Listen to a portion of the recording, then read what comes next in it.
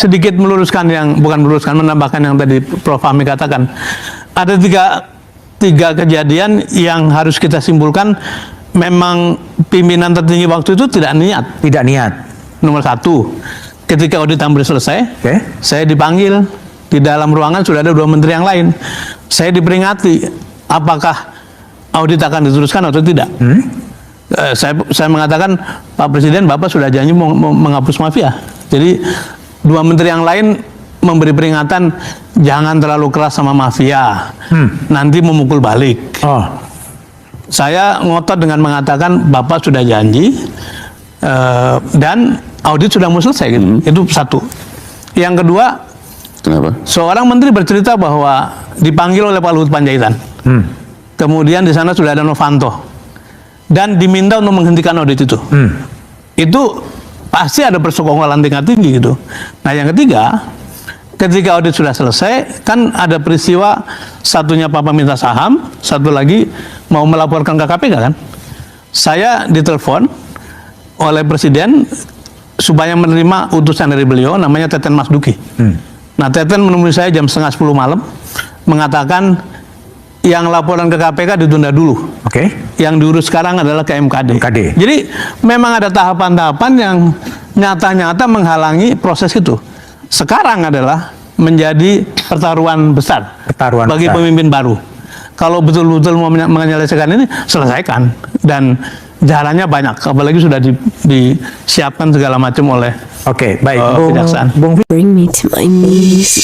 Ya, Pak Jokowi nggak mau tahu, nggak mau dengar saya dan Pak Jonan. Kan Pak Jonan dipecat, saya dipanggil ke istana dan saya sudah jelaskan bahwa ini mahal sekali, tidak bisa dibayar. Tapi Pak Jokowi ngotot bisa, karena saya tanya, ini ide siapa sih Pak? Ide saya. Nah, sudah. Jadi ya apa yang sekarang terjadi sudah saya ingatkan, clear di istana juga Pak Jonan sudah bicara sebelum dipecat. Nah, jadi maksud saya ini kan dulunya itu kan Jepang pakai loan, ya kan, bunga 0,01%, ketika dinaikkan 0,5 saja, 1,5 sudah teriak semua karena tidak bisa kita bayar waktu itu. Nah, itu yang membuat analisnya itu dari UGM sama dari UI. Nah, kemudian tiba-tiba diambil Pak Jokowi dikasih ke Cina, yang bantu itu dari PB. Bunganya langsung berubah, hitung-hitungan keuangannya berubah. Tambah saya sudah bilang ya sudahlah, sudah dibangun, mau dibangun niat Presiden begitu ya ditanggung saja. Dan terakhir ketika konsorsium BUMN itu Wika ketuanya, tapi kemudian Wika angkat bendera putih sehingga diserahkan pada kereta api. Waktu itu saya tanyakan lagi kepada beberapa pihak, ini uang dari mana? Kalau uang kereta api tidak akan bisa membayar. Dan dia bilang, oh enggak, ini nanti uangnya lewat dari pemerintah. Nah, saya nggak tahu dari pemerintah maksudnya PBN atau apa. Ya sudah, jadi kereta api hanya cash saja, Pak, kasir saja. Tapi ternyata kan tidak. Tahun lalu pendapatan dari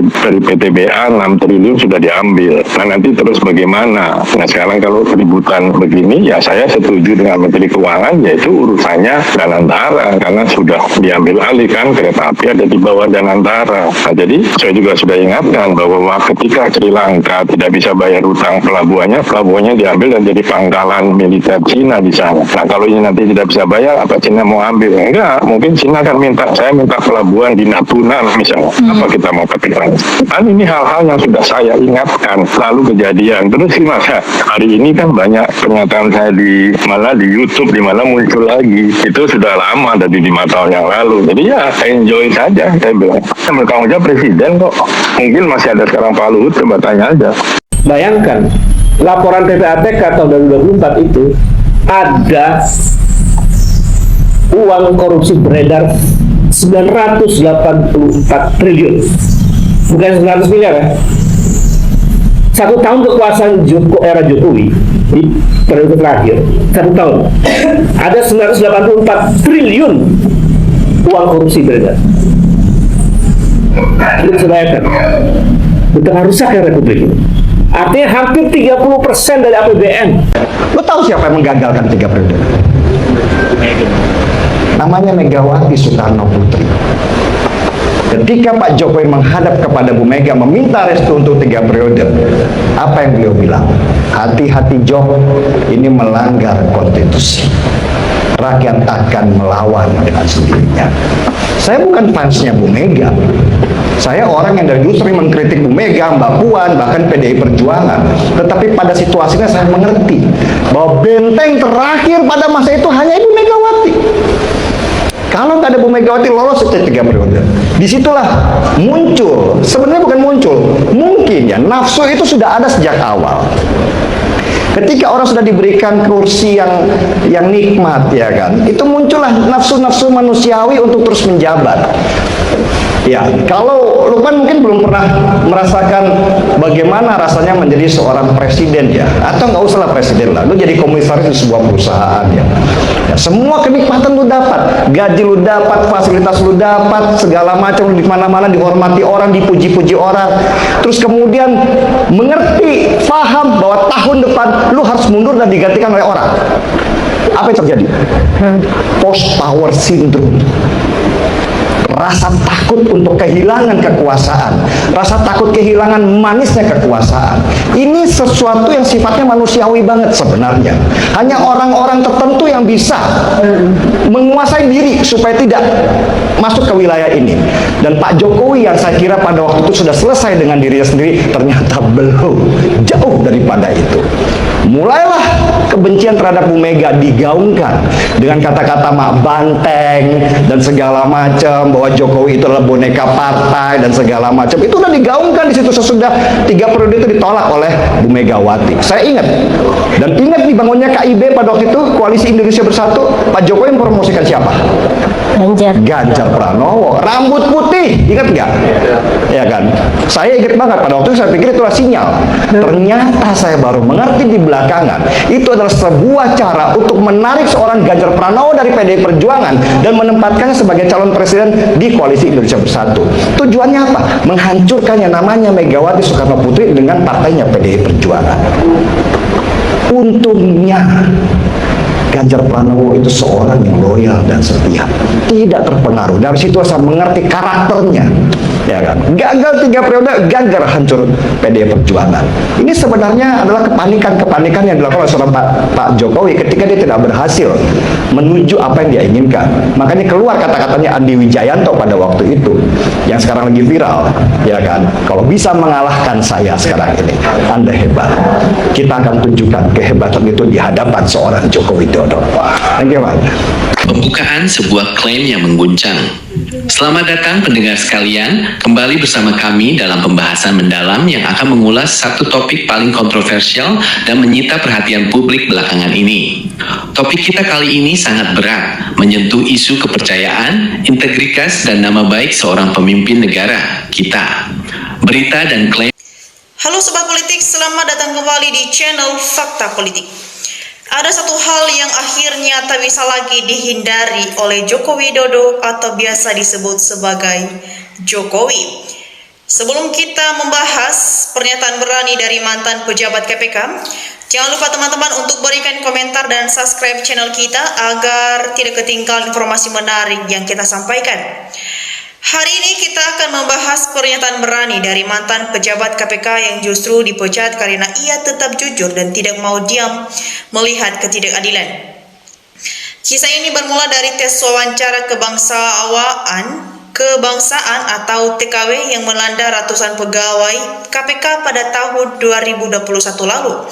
Sebanyak 57 pendidik dan pegawai berintegritas termasuk Novel Baswedan dianggap tak lulus tes dan akhirnya dipaksa meninggalkan lembaga anti korupsi. Padahal banyak pihak mulai dari Komnas HAM, Ombudsman hingga masyarakat luas menilai pemecatan ini penuh keganjalan, bahkan terkesan merupakan bentuk penyikiran terhadap mereka yang tegas memberantas korupsi. Sangat menarik teman-teman, mantan pegawai KPK ini kini buka suara secara terbuka. Ia menegaskan bahwa Jokowi tidak bisa lagi menghindari tanggung jawab atas keputusan yang terjadi saat itu. Menurutnya, kebijakan yang diambil saat itu justru melemahkan upaya pemberantasan korupsi dan melindungi pihak-pihak yang seharusnya diperiksa.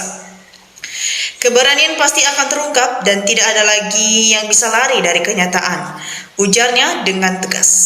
Pernyataan ini semakin membuka mata kita apakah TKW benar-benar tes atau menyaring sikap bangsawan atau sekedar alat untuk menyingkirkan orang-orang jujur. Dan sejauh mana peran JK Jokowi dalam memecahkan puluhan pegawai KPK tersebut. Semua pernyataan ini kini semakin mendesak untuk dijawab secara transparan. Sobat politik, kebenaran memang kadang terlambat datang, tapi tidak akan pernah hilang. Bagaimana pendapatmu soal pengakuan mantan KPK ini? Apakah kamu setuju Jokowi harus bertanggung jawab atau pemecatan puluhan pegawai berintegritas itu? Mari tulis pendapat di kolom komentar dan jangan lupa bagikan video ini ke teman-teman agar banyak yang tahu fakta yang sebenarnya. Sampai jumpa teman-teman di lain video berikutnya dan tetap pantau. Kita akan melihat bagaimana komentar-komentar dari masyarakat yang sudah memberikan komentarnya. Di sini RT Bandi berkomentar, semoga semua bisa terbongkar, barang busuk ditutupi seperti apapun akan tercium. Gera Nabik juga berkomentar, proses sesuai hukum yang berlaku, siapapun yang bersalah tidak sesuai hukum yang berlaku. Ulfa juga berkomentar, segera Jokowi ditangkap, diintegrasi dan diadili. Kita lanjut, Kasmil Malforo, kebanyakan pejabat maling di negara ini. Supli berkomentar, rakyat semakin tercekik dengan kebutuhan hidup sehari-hari. Di sini juga ada suara Jokowi seret ke hukum atau diadili oleh rakyat. Di sini juga teman kita Sari, apa rakyat yang turun langsung dinepalkan kalau para pejabat tidak mau tobat. Di sini juga teman kita Effendi Cerenti berkomentar, Joko Widodo harus dipenjarakan, tolong KPK harus adil, semua uang harus disita. Di sini juga Ferrie memberikan tanggapan, silakan pejabat bertengkar untuk mencari siapa yang merusak negara ini. Kita lanjut, disampaikan juga teman kita Trisda Jiwono, kejahatan apapun sudah dilakukan, makanya jika hanya dihukum mati pun sangat terlalu ringan. Ya, di sini juga Patris Pari berkomentar, korupsi nggak bakalan hilang kalau pemberantasan tidak dimulai dari atasnya. Ya, di sini juga Supandia memberikan tanggapan, ayo dengarkan telinganya termul-termul yang tidak tahu malu. Termul sekarang berubah jadi PKI ikut Jokowi, makzulkan Gibran, adili Jokowi. Ya, di sini juga teman kita Syamedi, nunggu rakyat mengamuk, baru suaranya didengar. Andi Mulia berkomentar, benar, jujur, dan berani, baru ketemu dengan keadilan. Benar jujur, kalau takut percuma, hanya menyiksa diri sendiri.